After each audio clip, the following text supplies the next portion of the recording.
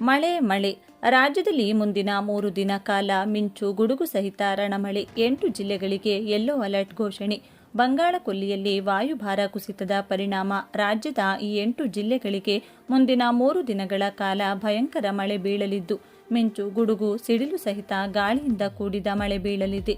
ಇನ್ನೇನು ಚಳಿಗಾಲ ಮುಗಿದು ಬೇಸಿಗೆ ಆರಂಭವಾಗುವ ಸಂದರ್ಭದಲ್ಲಿ ಮಳೆರಾಯನ ಆರ್ಭಟ ಇನ್ನೂ ತಗ್ಗಿಲ್ಲ. ಮತ್ತೆ ಅಬ್ಬರಿಸಿದ ವರುಣ. ಎಲ್ಲ ಸಾರ್ವಜನಿಕರಿಗೆ ಅಗತ್ಯ ಮುನ್ನೆಚ್ಚರಿಕೆಯ ಕ್ರಮಗಳನ್ನು ತೆಗೆದುಕೊಳ್ಳಲು ಸೂಚಿಸಲಾಗಿದೆ. ಬನ್ನಿ, ಇಷ್ಟಕ್ಕೂ ಯಾವ ದಿನಾಂಕದಂದು ಯಾವ ಜಿಲ್ಲೆಗಳಿಗೆ ಯೆಲ್ಲೋ ಅಲರ್ಟ್ ಘೋಷಣೆ ಮಾಡಲಾಗಿದೆ ಹಾಗೂ ಎಲ್ಲ ಸಾರ್ವಜನಿಕರು ಅಗತ್ಯವಾಗಿ ತೆಗೆದುಕೊಳ್ಳಲೇಬೇಕಾದ ಮುನ್ನೆಚ್ಚರಿಕೆಯ ಕ್ರಮಗಳು ಏನೇನು, ಯಾವ ಜಿಲ್ಲೆಗಳಿಗೆ ಭಯಂಕರ ಮಿಂಚು ಗುಡುಗು ಸಹಿತ ಮಳೆ ಬೀಳಲಿದೆ, ಎಲ್ಲೆಲ್ಲಿ ಎಷ್ಟೆಷ್ಟು ಪ್ರಮಾಣದ ಮಳೆ ಇರಲಿದೆ ಎನ್ನುವ ಬಗ್ಗೆ ಕಂಪ್ಲೀಟ್ ಆಗಿ ತಿಳಿದುಕೊಳ್ಳಲು ತಪ್ಪದೆ ವಿಡಿಯೋವನ್ನು ಈಗಲೇ ಲೈಕ್ ಮಾಡಿ ಹಾಗೂ ಕೊನೆವರೆಗೂ ನೋಡಿ. ಈ ವಿಡಿಯೋ ಕೊನೆಯಲ್ಲಿ ನಿಮ್ಮ ಜಿಲ್ಲೆಯ ಹೆಸರನ್ನು ನಮಗೆ ಕಮೆಂಟ್ ಮಾಡಿ. ನಿಮ್ಮ ಜಿಲ್ಲೆಯ ಹವಾಮಾನ ವರದಿಯನ್ನು ನಾವು ಮುಂದಿನ ವಿಡಿಯೋದಲ್ಲಿ ತಿಳಿಸುತ್ತೇವೆ.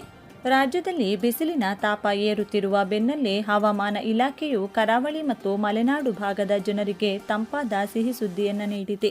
ಶ್ರೀಲಂಕಾ ಬಳಿ ಉಂಟಾಗಿರುವ ವಾಯುಭಾರ ಕುಸಿತದ ಪರಿಣಾಮವಾಗಿ ರಾಜ್ಯದ ಕೆಲವು ಜಿಲ್ಲೆಗಳಲ್ಲಿ ಮಳೆಯಾಗುವ ಸಾಧ್ಯತೆ ಇದೆ. ಪ್ರಸ್ತುತ ನೈಋತ್ಯ ಬಂಗಾಳ ಕೊಲ್ಲಿಯಲ್ಲಿ ಉಂಟಾಗಿರುವ ವಾಯುಭಾರ ಕುಸಿತವು ಶ್ರೀಲಂಕಾದತ್ತ ಸಾಗುತ್ತಿದ್ದು, ಇಂದು ಅದು ತೀವ್ರ ವಾಯುಭಾರ ಕುಸಿತವಾಗಿ ಬಲಗೊಳ್ಳಲಿದೆ. ಈ ನಡುವೆ ಮತ್ತೊಂದು ವಾಯುಭಾರ ಕುಸಿತ ಉಂಟಾಗಲಿದ್ದು, ಇದು ಫೆಬ್ರವರಿ 23ರ ವೇಳೆಗೆ ಶ್ರೀಲಂಕಾ ಕರಾವಳಿಯತ್ತ ಚಲಿಸಲಿದೆ ಎಂದು ಹವಾಮಾನ ಮಾದರಿಗಳು ಸೂಚಿಸಿವೆ.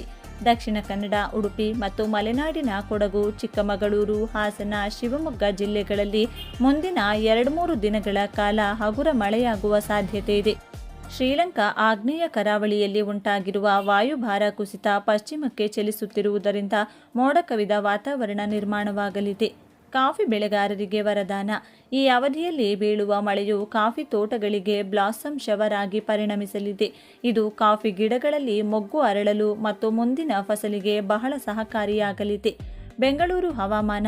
ರಾಜಧಾನಿ ಬೆಂಗಳೂರಿನಲ್ಲಿ ಬೆಳಗ್ಗೆ ಮಂಜು ಮುಸುಕಿದ ವಾತಾವರಣವಿದ್ದು, ಸಂಜೆ ವೇಳೆಗೆ ಮೋಡ ಕವಿಯುವ ಸಾಧ್ಯತೆ ಇದೆ. ಗರಿಷ್ಠ ತಾಪಮಾನ 31 ಡಿಗ್ರಿ ಸೆಲ್ಸಿಯಸ್ ಆಸುಪಾಸಿನಲ್ಲಿರಲಿದೆ. ಉತ್ತರ ಕರ್ನಾಟಕ.